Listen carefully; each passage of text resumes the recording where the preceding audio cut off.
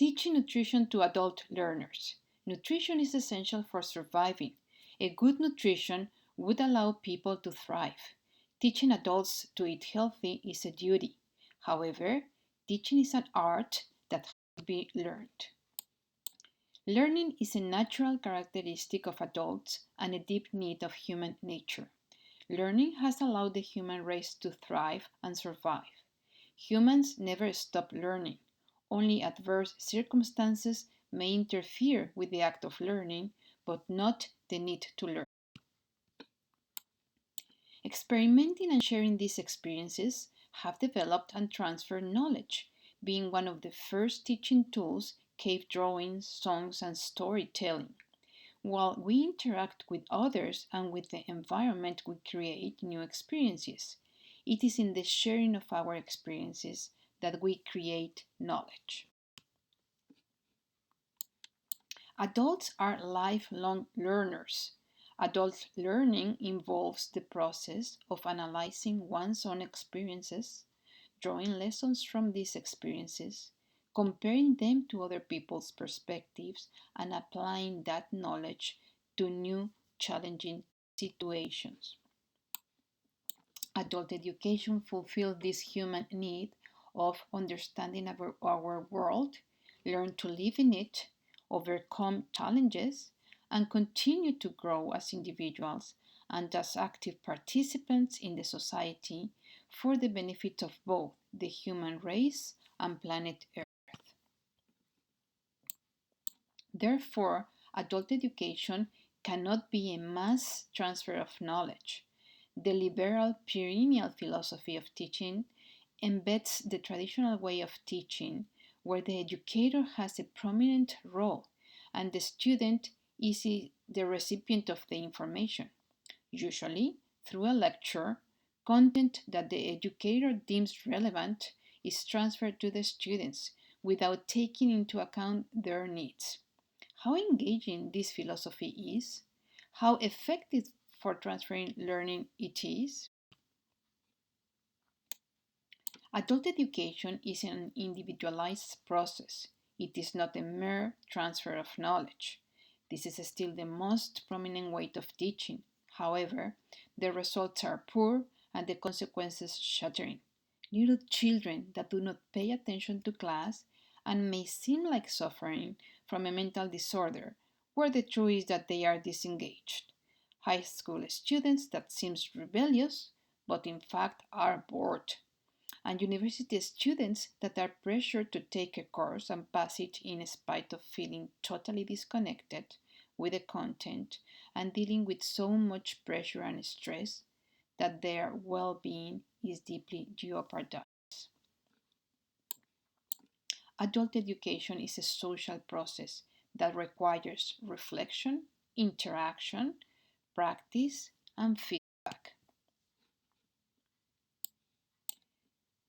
Adult education also entitles constructing new knowledge for improving human life and the society we live in. There are basic tenets of adult education that we have to take into account when teaching, either to individual clients or teaching a class. These three tenets are related to the individual experiences adults have and their interactions with the community they live in order to survive and thrive. Adult students come to the classroom with considerable life experience. The education that we are trying to transmit should build upon that experience.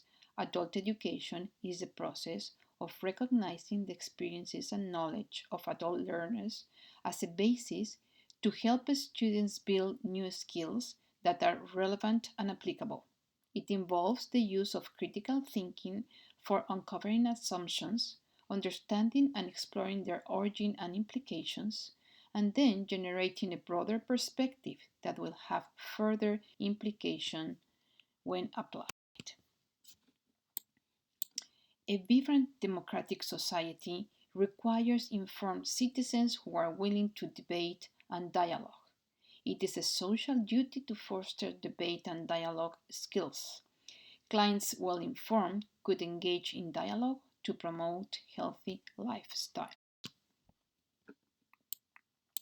Life itself is a third tenet. Teaching nutrition does not strive to provide interesting information about foods and their effect on our health. It goes beyond that. It means teaching how to live a healthier and longer life. Adult education is an individualized process where the educator supports and promotes the student by paying attention to his/her individual needs, and also where the educator provides a safe place for the students to express their ideas, to try and explore new concepts, and to grow as persons. It is the art of individualized teaching, not the mass transfer of knowledge. Adult education is letting students know that your opinion matters, your experiences are excellent teaching lessons, and that as an educator, I want to listen and learn from them. The educator needs to develop certain attributes, attitudes, and responsibilities that would foster a nourishing environment. Attributes. The educator needs to develop certain attributes that will allow him or her to listen with empathy, recognize students' fears in the class, address barriers to learning, provide a safe place for students to apply the new knowledge acquired, engage students by asking questions, use scenarios or role play and relevant media, add, subtract, or change content accordingly.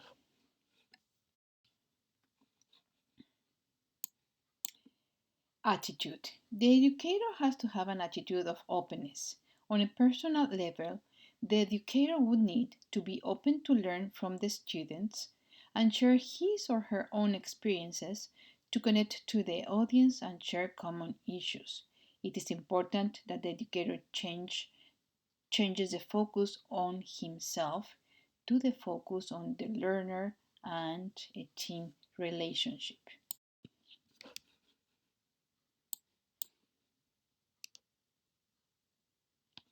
The responsibilities of educator are to use critical thinking when designing and delivering content and activities, develop own working philosophy based on human values that promotes the individuals and the society, develop content with the input of the learners that is relevant, and consider diversity and ways to address different needs accordingly.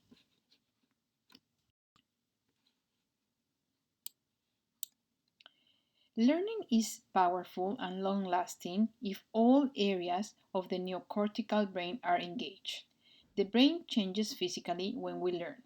With learning, there is an increase in the density of the sensory region of the brain. If we have stopped practicing a skill, there is a decrease in the density of the sensory region.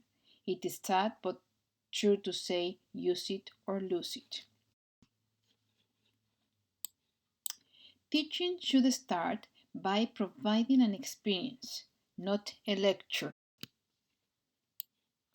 Neuroplasticity increases when we include attention, motivation, encouragement, and many opportunities for practice. Hopefully, all these strategies would transform their life for better. The way to promote learning is by designing learning experiences using the four major areas of the neocortex.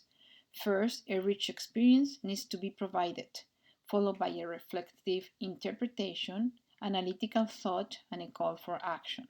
The cycle can be repeated. Learning should have four pillars. First, a rich sensory experience drawn from the learner's experiences. Second, a reflective interpretation of that experience. Third, an analytical thought. The educator helps to compare and contrast the rich experience with previous experiences and with others people experiences. Fourth, directed action where the educator helps to accomplish that change, providing the opportunity to test it and later would provide another meaningful experience to restart the learning cycle again. How we learn. As Confucius said, I hear and I forget. I see and I remember. But I do and I understand. Some practical applications for teaching nutrition are: first, make time for reflection, leaving enough time for adults to reflect on their learning.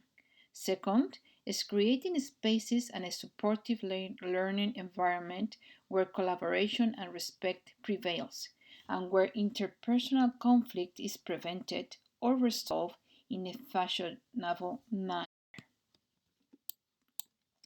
Stimulate both sides of the brain using words, left side, and pictures, right side, when teaching a concept. This can help adults to better understand a concept. When teaching individual clients, start by asking them what is their experience with an issue, highlighting the positive aspects.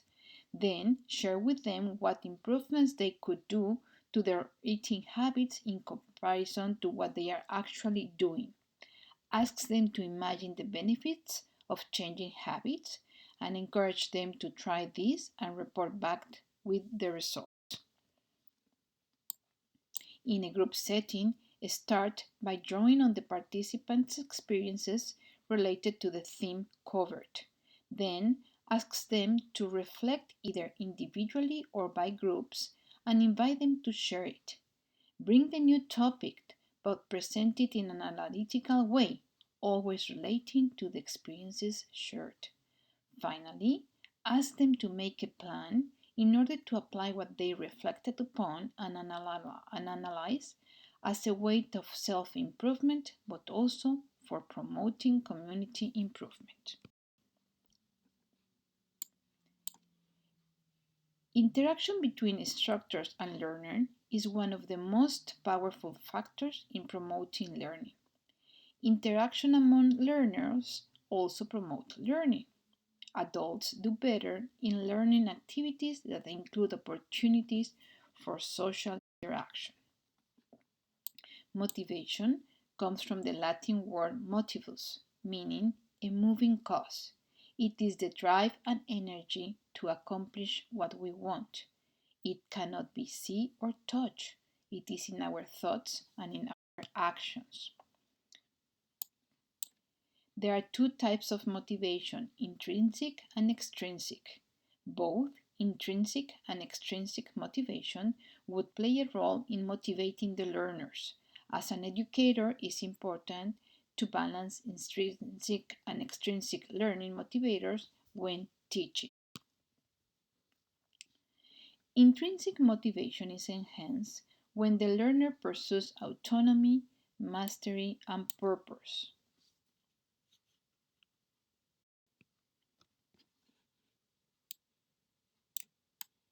Autonomy will allow the learner to self-direct his or her own life and to control task, time, team, and technique. What we do, when we do it, whom we do it with, and how we do it.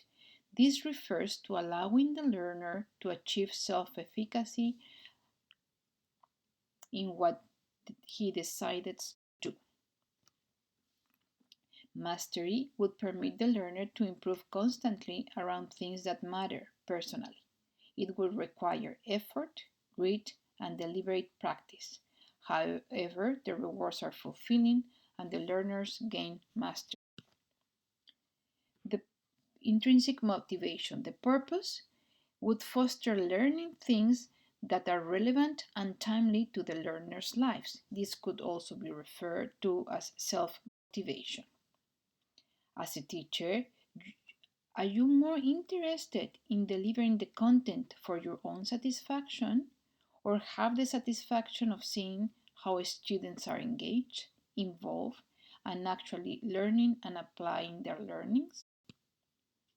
Based on the self-determination theory, individuals are motivated by three basic psychological needs: autonomy for owning and controlling actions and reactions, Competence as in reaching a balance between own skills and challenges, and connectedness as to being recognized and cared about by others. For promoting these psychological needs, consider the environment, the interactions, and the content.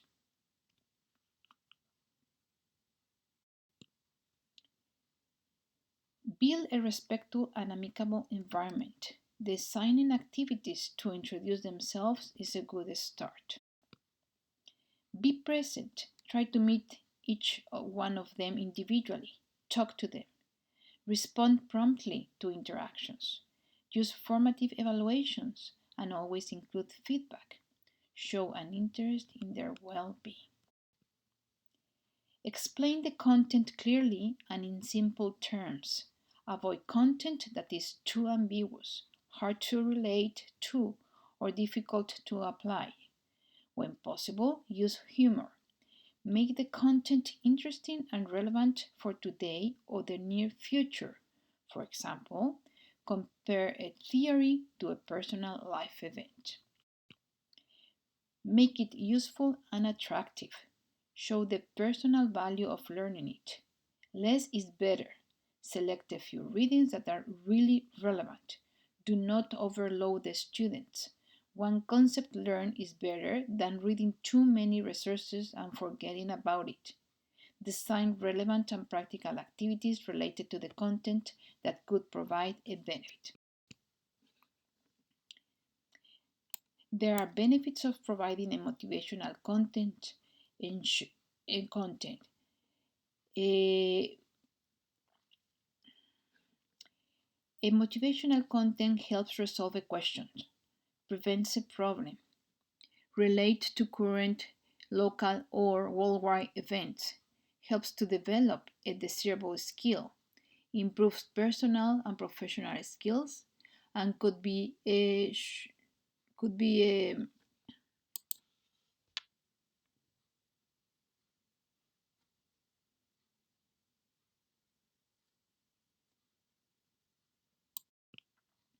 Please watch this video that summarizes most of what we have talked about, and here are the instructions on how to do this.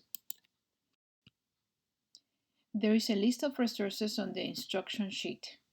Adult education may seem like a daunting task, but it is simple and enjoyable if approached correctly. It is in the reflecting and thinking that we explore new venues.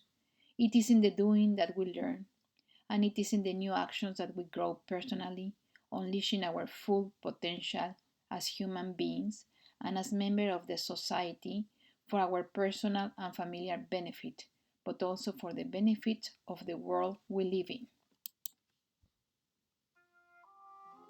Hopefully, with more learning, creating new knowledge and new theories, we could continue transforming our lives and touch in a positive way the life of those we have the opportunity to meet and interact with.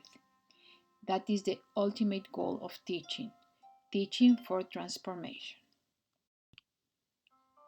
I hope to help my students hear, see, but mainly do, to understand that self-improvement comes from within, from that inner burning desire to succeed in those areas that fill our life with meaning, purpose, hope, joy, and brotherhood. Make it happen. It is your responsibility as an educator. It is also a joy when it becomes true.